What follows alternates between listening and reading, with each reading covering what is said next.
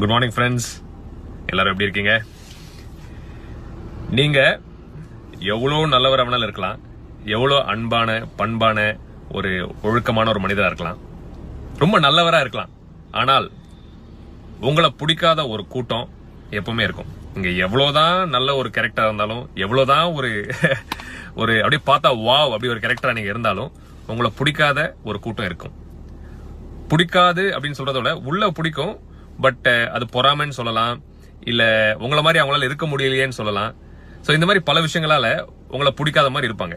உங்களோட அருமையும் பெருமையும் உங்களோட வேல்யூ தெரியாத மக்கள் வாழ்க்கையில தினமும் இருந்துட்டு தான் இருப்பாங்க. அவங்கள பத்தி நினைச்சு உங்க டைமை நீங்க வேஸ்ட் பண்ணாதீங்க ஃப்ரெண்ட்ஸ்.